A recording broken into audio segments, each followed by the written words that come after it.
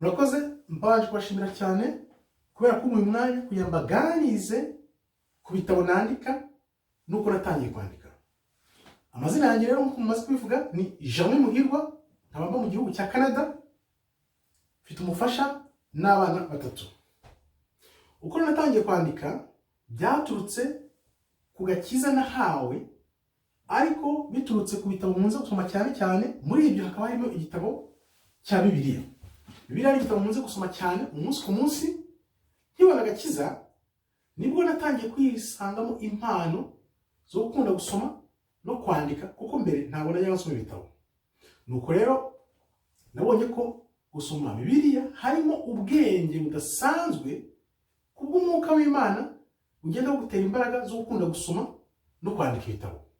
Ibitabo rero munze gusoma nk'uko mbabwiye harimo Bibiliya, hakabamo n'ibyo twita ibitabo byavanywe muri Bibiliya.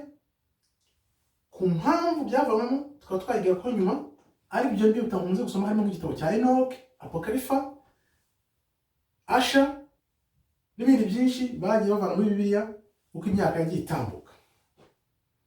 Nk'uko maze kubivuga rero, gutangira kwandika ntabwo nari nigeze mbitekereza na rimwe, nta nubwo byabaga mu nzozi zanjye, ariko ijwi ry'Imana ryanjeho rirambwira ngo andika igitabo, andika igitabo, andika igitabo, andika igitabo.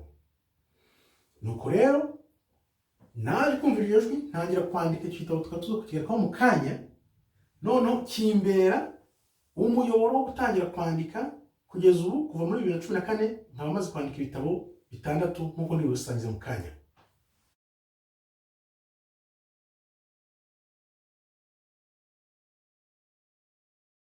Impamvu rero nsanga abantu b'iki gihe badasoma cyane ugereranyije n'abakera, nuko bumva ko ibisubizo byose bibonekera kuri internet, muri Google. Kandi burya ubuhanga nyabuhanga n'ubwenge buba bwiryamiye mu bitabo. Ubucukumbira akabushakisha n'ugira ubwo bwenge bw'imboneka rimwe. Ikindi kibitera bishobora kuba ari ubunebwe cyangwa se kudakunda gusoma, ariko nanone tukamenya ko abakera burya nta yandi mahitamo bari bafite, kuko ibitabo nibyo byari biri hose, byabonekaga kandi ibyo babashaga kugeraho bitabagoye.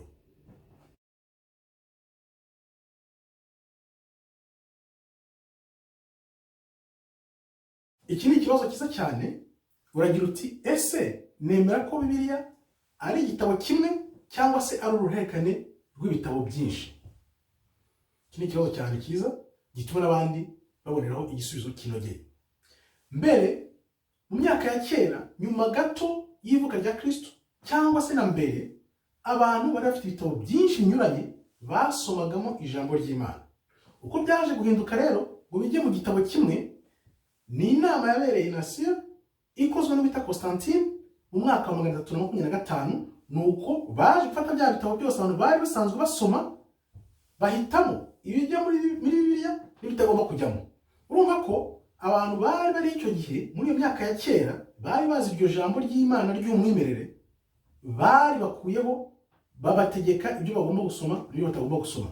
Nuko rero Bibiliya yahindutse igitabo kimwe, ariko twebwe ikituraje ishinga nuko dusigasira uko ijambo ry'Imana ryari rimeze kera, kugira ngo ducukumbure dushakishe n'ibyo bitabo bindi basomaga, kuko ryaryo jambo ry'Imana nyaryo byaje guhindurwa na Constantine nk'uko nabivuze mu mwaka wa 325. Urumva rero ko Bibiliya dufite uyu munsi n'ibyo basomaga icyo gihe ni ibintu bibiri bihabanye. Akaba ariyo mpamvu dukomeje kugenda dushakisha ukuri, kugira ngo turebe koko uko ijambo ry'Imana ry'umwimerere ryari rimeze. Kandi ibihe turimo biragaragara neza ko uku kuri kuzajya hanze byanze bikunze ni igihe gusa.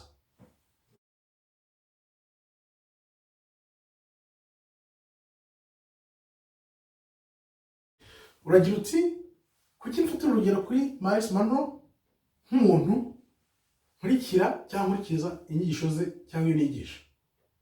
Yewe ubundi nta muntu nkurikira umwuka wera.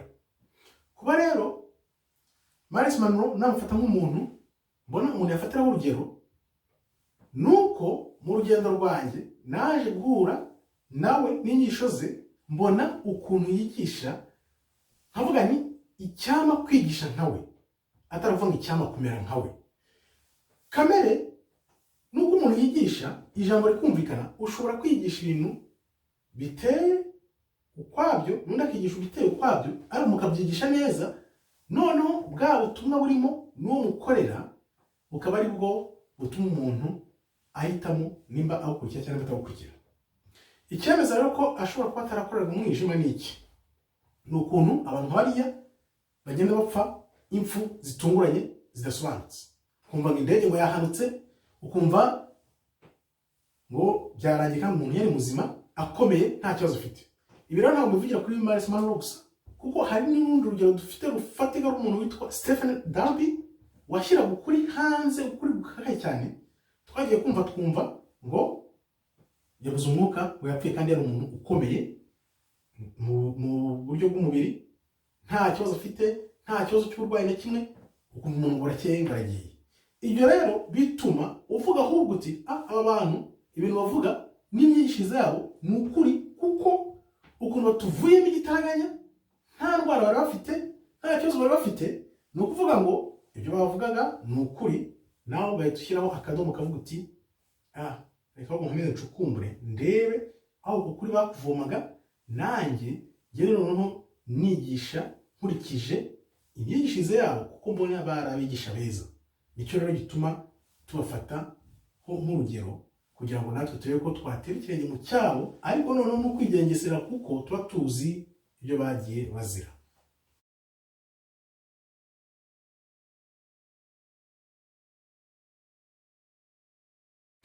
Uragira uti iyo umuntu apfuye atanditse, adasangije abandi ibimurimo, ni igihombo koko. Noneho ukanakubitiraho uti bene Ruganzu ntibigeze bagira amahirwe yo kwandika, twagize igihombo gikomeye. Nibyo koko ni igihombo gikomeye, ariko njye nemera ko naje gusobanukirwa ko ibintu byose biriho ku isi twese turabizi. Ikibazo ni uko tuba tutarabigiraho inararibonye cyangwa ngo tubigireho experience, noneho tubimenye. Kuko ikintu iyo ukize uhuye nacyo urakimenya. Ushobora kuzi nk'imibare, ushobora kuzi nko gutwara imodoka, ushobora kuzi nko gutwara indege, ariko kubera ko utarahura nabyo mu mutima wawe biba bikikwishe, ntabwo burahishyurwa kugira ngo noneho ubimenye. Ariko muri weho ufite bwa bushobozi bwo wabikora, nuko gusa uburyo uhura nabyo cyangwa n'inzira ya muntu yawe idahuye nabyo, ntayihura nabyo. Rero kuba abantu bagenda batanditse ni igihombo, kuko n'abakurambere bacu ntibagize amahirwe yo kwandika, kandi bari bazi kwandika.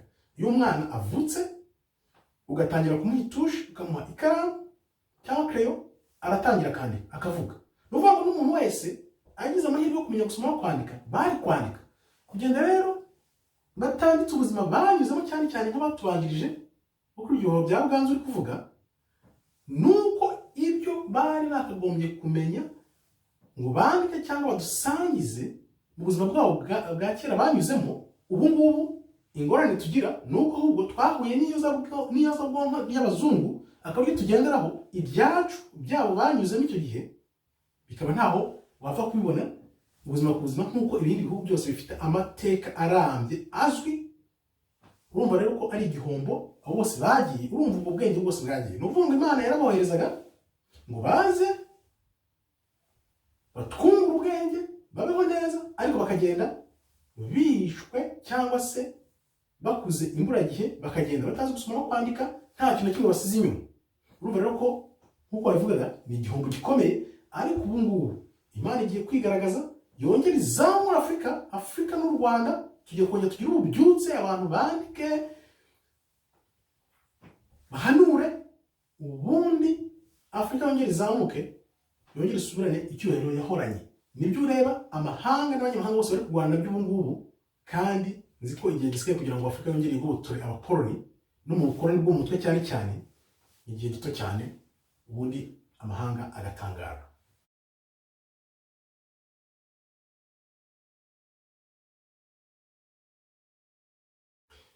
Urakomeza ubaza uti ese ni ukubera iki abanyafurika badakunda gusoma? Ni umuco, ni ubumenyi buke, ni ubushake buke? ese n'ubunebwe ni iki kibitera kugira ngo abanyafurika badasoma? Ikintu cya mbere nakubwira nuko isomero rya mbere rikomeye ryahoze ahitwa Timbuktu muri Afurika. Timbuktu muri Afurika niho hahoze isomero rya mbere rikomeye ku isi yose, igihe Afurika rifite ububasha n'ubuyobozi bw'isi yose icyo gihe. Ahubwo wakwibaza uti byagenze gute kugira ngo abazungu batwigaranzure bajye hejuru noneho twe tujye hasi? Byagenze gute? Ibyo ni ibintu byatwaye imyaka irenga 900 kugira ngo abazungu batwigaranzure, batwongereho uburimiro, noneho banadukolonize, ahubwo badakorera n'iyoza bwonko, tukaba tubakurikiye ubu dukorera ibyabo, ngo ngaho turi kwiga indimi zabo, ngaho turi kugira ibiki. Kuko naje kwibaza, ndavuga nti uzi ko kwiga izi ndimi ngo ni Icyongereza, Igifaransa, tekereza iyo abanyafurika bose baba biga indimi zabo dufite ururimi rumwe, ukabona ariyo mpamvu nk'Abashinwa batera imbere bakomeye kubera ko bafite ururimi rumwe bose bahuje. Ariko muri Afurika dufite indimi zirenga nkeya 50 z'ibihugu bigize Afurika, noneho wakongera mu ndimi zivuga mu gihugu n'igihugu wasanga ahubwo n'ibihumbi zirenga. Ibyo rero bicineka abantu kuko ntabwo bari hamwe nk'umuntu umwe. Kandi nkongera mvuga nti ibaze umuzungu araje akwibye zahabu, ayikozeho gato, arayikugaruriye, ayikugurishijeho umurengera, ahubwo uraramwungukiye. Biriya bavuga ngo imyenda baha Afurika. Araje akwibye zahabu, aguhaye umwenda, arangije akwatse n'inyungu. Ni ukuvuga ngo akwesha inshuro 3. Arakwibye, arakugurije, uranamwungukiye. Ibyo bintu byose uko ari 3 ni iby'umunyafurika, sibyo? Ni iby'umunyafurika uko ari ibyo 3. Ibaze nk'izo mbaraga zose, iyo zahabu ikorera muri Afurika, ntugire umwenda ufata, ntugire inyungu utanga, byose uko ari 3 bikajya muri Afurika. Urumva ko nta twaba duhuriye n'abazungu. Ariko rero impamvu tudasoma nyine bashyizemo abanyafurika ko nta bwenge bafite, nta kintu bashobora kwigezaho, abanyafurika nabo babimera bungu. Ariko ubu ngubu turi kubona ibintu by'ububyutse, ibyo twita ububyutse buri kugenda bukorwa n'abantu basobanukiwe, bagiye bumva neza uko ibintu byagiye bizamba muri Afurika. Kandi mbona neza ko mu minsi itari mike, itari myinshi nako, mbona ko ibyo bintu bizashoboka kugira ngo abanyafurika bongere bigaranzura abazungu. Ni igihe gusa bizaho ko biranditse, kandi ikizabitera ni imbaraga z'Imana zizabikora, ntabwo ari umuntu uzabikora. Niyo mpamvu no twibaza buri gihe ngo ese Afurika ko kikennye. Nukubera ko ntabwo turi hamwe ngo tube umuntu umwe. Kandi ikindi nuko tudashaka Imana niyo rufunguzo rw'ibibazo bya Afurika. Twayiteye umugongo, nayo iratureka, abazungu badukorera iyoza bwonko ko bishakiye. Akaba ariyo mpamvu turi muri ibi bibazo by'uruhuri bidashira, ngaho intambara, ngaho ubwicanyi, ngaho ibibazo byose. Reba ibibazo byose biri muri Afurika. Nawe umbwire ukuntu Afurika yatera imbere mu gusoma. Umuntu azaba atariye adafite n'idolari rimwe ku munsi ajya gusoma cyangwa ajya kwandika ibitabo. Ni ibintu bidashoboka, bizafata igihe. Ariko twizera neza ko igihe cy'Afurika n'u Rwanda muri rusange, igihe cy'Afurika muri rusange n'u Rwanda kubw'umwihariko birimo birasoza ko tugiye gusubirana ingufu twahoranye kera. Kandi icyizere ni cyose, amaso ngira ngo arabona ibintu bigiye guhinduka nk'uko Imana ibishaka, atari nk'uko abazungu babishaka batugira abacakara babo. Na n'ubu bakidufiteho umunyago. Urebye nk'ibihugu 12, 15, 14, Ubufaransa bufiteho ingwate biriya bita ngo bikoresha amafaranga y'amasefa, usanga biteye agahinda.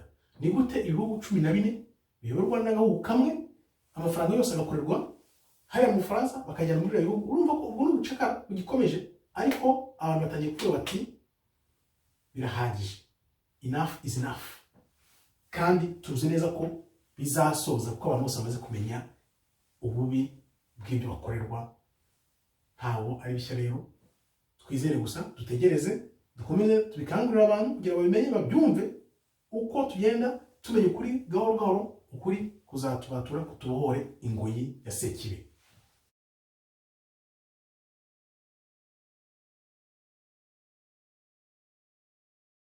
Uragira uti mbahe urutonde rw'ibitabo maze kwandika. Nkuko nabivuze, maze kwandika ibitabo 6. Igitabo cya mbere nanditse ni iki kivuga ukuntu urukundo nyarukundo rubonekera mu mwuka atari kubw'ibintu n'umubiri. Abantu benshi bibeshya ko urukundo nyarukundo rugomba gushingira ku bintu, amafaranga, ibintu babonesha amaso. Ariko buryo urukundo nyarukundo ifite umutima ukunze, unyuzwe, atari kuvuga gusa ngo amafaranga, ngo amazu, ngo amamodoka, ugakunda umuntu yuko umukundiye, yuko ufite umutima w'umuntu atari kumukundira ibyo afite.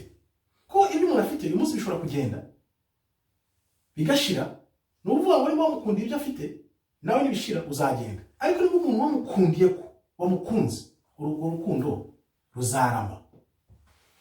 Igitabo cya kabiri rero nanditse ni iki wabajeho musobanura impamvu nabyise The Heaven Test in Rwanda. Uko byitwa, iki gitabo nacyanditse ku Rwanda ariko cyavuyemo n'agakiza kanjye, bisobanuye uko ijuru ryageragejwe mu Rwanda. Ni gute ijuru ryageragejwe mu Rwanda dukurikije ibyabaye mu Rwanda mu 1994. Ni ukuvuga ngo abantu bose mbere y'intambara na jenoside yakorewe abatutsi mu 1994 bavugaga ko bazi Imana, bemera Imana, bakunda Imana. Ni ukuvuga ngo Imana yabahaye ikigeragezo, noneho bose kirabatsinda kuko icyo kigeragezo cyari cyo kutica umuntu. Bose benshi babigemo, bica abantu, batsindwa. Cya kigeragezo Imana yabahaye ari byo byavuyemo kwandika igitabo ko ari Imana yagerageje u Rwanda. Noneho ikizami kikabatsinda, bose baravuga ngo bazi Imana. Nuvuga abantu benshi bavuga Imana ku munwa gusa, ariko mu mitima yabo birahabanye. Akaba rero hawe n'iki gitabo rero The Heaven Test in Rwanda, cyane cyane kigendeye ku mabonekero yaberaga za Kibaho, ubutumwa bwavaga twumvaga buvuga ngo mwihane mugarukire Imana mutabona akaga. Byose rero byatsinze abantu birabananira. Muri iki gitabo mvugamo uko byagenze byose kuva mu myaka y'800 kugeza kuri jenoside yakorewe abatutsi mu 1994, nta na kimwe nsimbutse, byose nagenda mbivuga neza. Muri iki gitabo rero ubirebye wabisangamo, kandi nzi ko ari ibintu bizagira abantu benshi akamaro kugira ngo babimenye uko ibintu byagiye bigenda by'umwihariko, noneho barebe nuko bitaza kongera kuba ukundi. Igitabo rero nakurikijeho ni cy'ukuntu wasoma Bibiliya.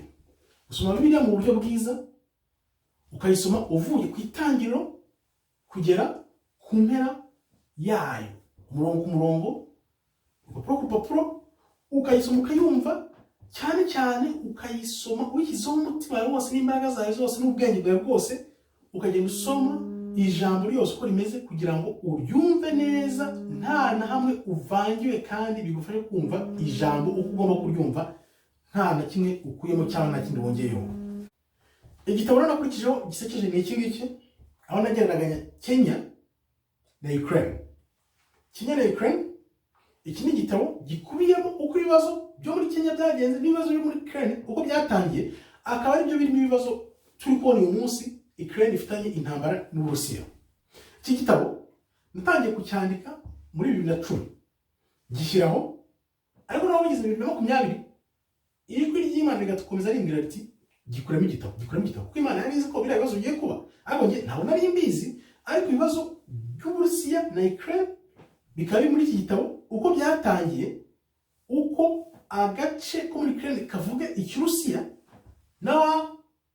n'abakomokaga mu Burusiya bose babaga muri Ukraine bari bashyigikiye Uburusiya. Urumva ko nyine nibyo byavuyemo kwitandukanya, kari agace kavuga ikirusiya kakumva ko ari ak'Abarusiya, none Abarusiya nabo bakumva ko ari akabo.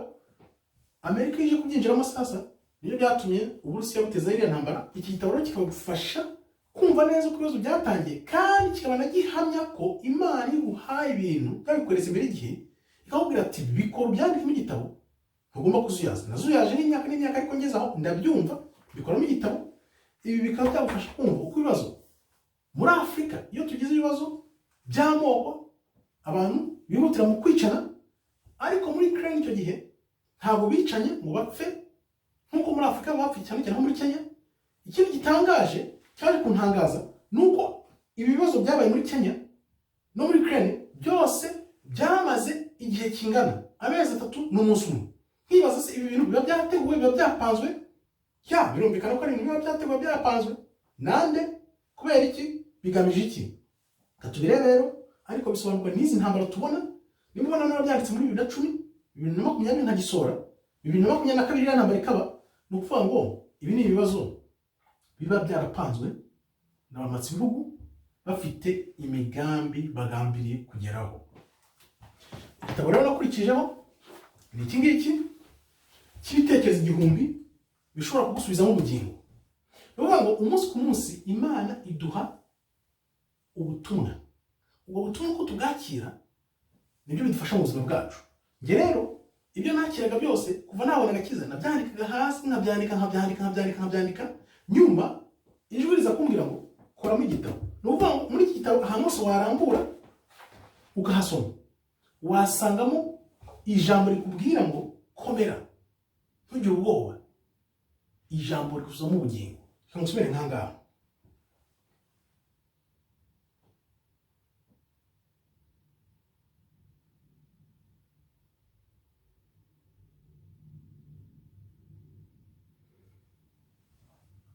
Hano haravuga ngo iyo uteye umugongo Imana ibintu bya byose biba ubusa. Iyo uteye umugongo Imana ibintu biba ubusa. Wibuka ko hano muri nosi abantu bose ntabumva impamvu tuhaza, ariko umubwiriza yaravuze ngo abantu bose baza kuri nosi kugira ngo barye bamwe bagende birangire. Iyo birangiye nyine waba wagiye. Ariko iyo uje muri nosi ukubaha Imana ugashakisha Imana, ni ukuvuga iyo ubuzima bwaha burangiye ukagera hariya nibwo ingorano zawe n'amakamba ubyambikwa. Igitabo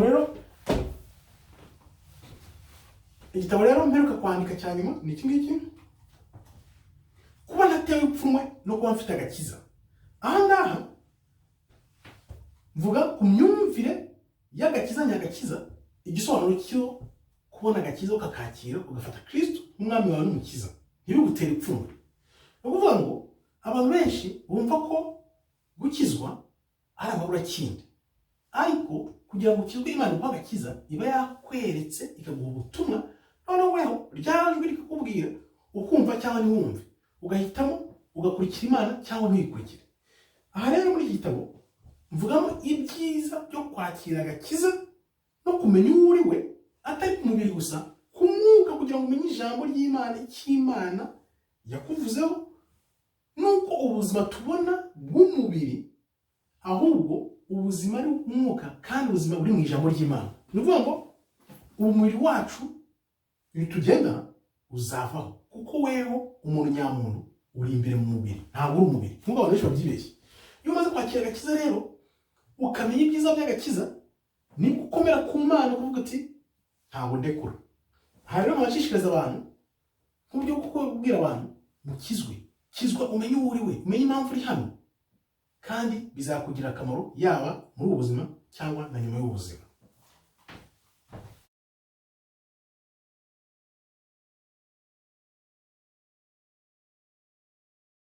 Hano rero urabaza ikibazo mbona gishimishije.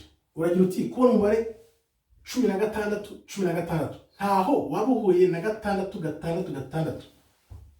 Ibi nanjye nagize kubyibazaho, ariko ntaho bihuriye, kuko umubare 16 ariyo 1 isobanuye umunsi nabonye hagakiza, hari ku itariki ya mbere z'ukwezi kwa 6 muri 2016. Ni ukuvuga ngo icyo yaje gusetsa abantu ahubwo nkabona ko bikomeye nuko rimwe iri imbere ya 6. Bivuze ngo Imana ni imwe, iri imbere y'umubare wa muntu. Imana iri hejuru ya satani, buri gihe itsinda satani. Uwo munsi rero ukaba ari umunsi ntibagirwa, nibuka, kuko byoroshye kubibuka 16. 1 bivuga ngo Imana ni imwe, iri hejuru y'umubare wa muntu. Umubare wa muntu ari 6. Bivuze ngo satani nta na rimwe azigera ajya hejuru y'Imana, kuko Imana ni imwe igenga byose.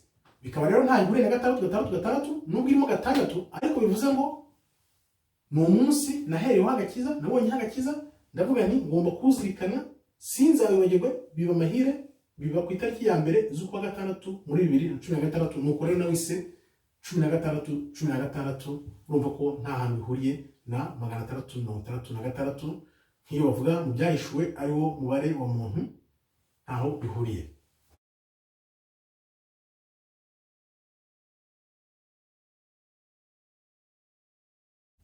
Urakomeza ugira uti nk'umushakashatsi niki navuga mu bihe turimo, igihe bigaragara ko abantu badafite icyerekezo, ese turi mu mperuka cyangwa turi mu mperuka y'imperuka nk'uko bibaza.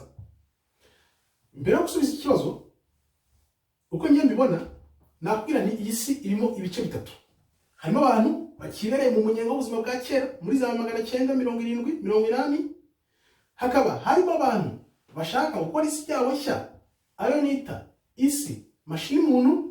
Hakabamo n'abandi bafite icyizere n'inyota yo kuza kwa Kristo. Ariko nkavuga nti muri abo bose bafite ibyo bagambiriye kugeraho, bafite ibibashimishije bumva ko banezerewe nabyo. Ariko nk'urugero, abashaka gukurikira mashini muntu bafite imigambi bihaye n'igihe bagomba kuba bisoje cyangwa bigezweho. Aribyo mbona ko nk'umwaka wa 2027 ariyo umwaka bazaba bagomba kuba bagejeje ibintu byose mu buryo, ku buryo mu mwaka wa 2030 ibintu byose bizaba bigengwa n'imashini. Aribyo abantu bita inzira ya sekibi. Abakiri rero mu bitotsi bibereye mu bya kera batumva ibintu bigana, ubwo no kuvuga ngo bazatungurwa. Abo noneho abategereje Kristo, harimo abategereje Kristo bumva bizahita biza bagahita bajya mu ijuru, harimo batazi uko ibintu bimeze, harimo n'abafite icyizere noneho aribo mbarizwamo. Ngewe numva ko uko ibintu bizagenda, ukuri kuzabanza kuze hanze gusohoke, noneho abantu bakubone aribwo satani uhagarariwe n'abariya bari gukora mashini muntu aribo bazarwanya abantu bazi ukuri, bashaka ukuri, noneho Kristo abone kugaruka. Nkavuga ni turi hafi aho, ni ukuvuga ngo turagenda tubyegera, kuko urebye uko ibintu byagiye bihinduka mu isi. Haje Adamu, hashize imyaka 2000 haza Abraham, hashize imyaka 2000 haza Kristo. Ni ukuvuga ngo ufashe imyaka 1000 cyangwa 2000 ukagenda wongeraho 33, hagiye hari ikintu gikomeye. Ngaho Adamu, Abraham, Kristo. Ni ukuvuga ngo iyi myaka 2000 ni yuzura ko yuzuye kugera muri 33 byanze bikunze hagomba kuba ikintu gikomeye kizashyigura isi yose. Akaba ari naho bihurira n'iriya gahunda ya satani ihagarariwe na mashini muntu. Naho wumva ko buri gihe avuga umwaka 2030 2033, ni ukuvuga ngo bo bafite wenda izindi information, ibindi bintu tutazi bagendera kugira ngo bahuze na kiriya gihe cya Kristo, kuko bazi ko byanze bikunze nabo iyo myaka ishize 2033 hari ibintu bidasanzwe biba, bakaba rero babyiteguye. Natwe nk'abashaka Kristo bashaka kuri kujya hanze, dushobora kugendera kuri uwo muntu tukavuga tuti niba umwanzi satani azi ibihe, kuki twari tutamenye ibihe? Ibyo bihe tukabigenderamo twizera, twuzura umwuka, twumva neza ko byanze bikunze ukuri kuri mu nzira, kuko nta na rimwe satani azanesha ukuri, kuko ukuri kuzaza gutsinda umwijima. Kandi nibyo twese tunyotewe, biri bugufi, bigiye kuza, abantu bose bazatangara. Satani azashaka kurwana iya nyuma, ariko tuzi neza ko byanditse ko azatsindwa nta kabuza.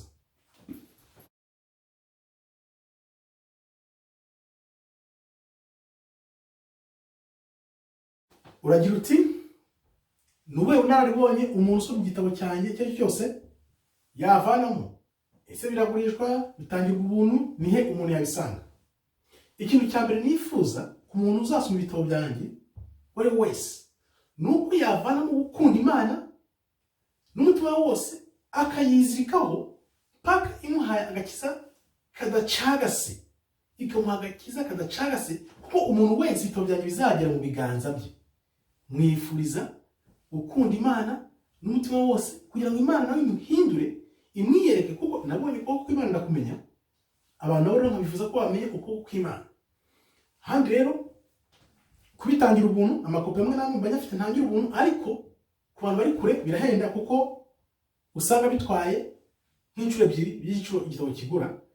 Ubundi abantu babigura kuri Amazon, niho biboneka. Ugiye muri Amazon ukareba amazina yanjye Jeremy Muhirwa, uhita ubibona ukaba wabigura. Naho kujya mu icapiro, ibyo urebye nta hantu muri icapiro kuko byose Amazon irabikora, ariko Amazon igukora ibyo bintu byose ni ukuvuga ngo iguhaye na 70% nayo igasagara 30. Ndumva nta kibazo umuntu agukorera ibintu byose ntugire aho uhura n'ibintu by'icapiro. Ndumva ari ibintu byo gushima kandi bikadufasha kuko twebwe ibyo dukora ni ukwandika gusa, bo bagakora ibyo gucuruza n'ibindi bintu byose. Naho rero ubunararibonye nakongera gusubira mu bantu bagomba gufana mu bitabo byanjye nuko bamenye bagakunda Imana bakayizirikaho paka ibahaye agakiza kadacagase kandi nzi neza ko bishoboka. Murakoze rero, nkambashimiye kuri uyu mwanya mumpaye kugira ngo mbaganirize ku bitabo byanjye. Nzi neza nizera ko hari uwo bizagira umumaro wo kuva mu mwijima akaza mu rumuri kugira ngo nawe abone agakiza kadacagase. Bakomeze barinde. Shalom, shalom, shalom.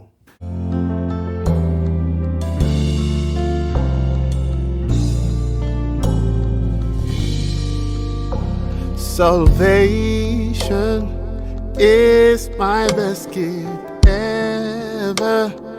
You're the tree of life. I was lost, now I am found.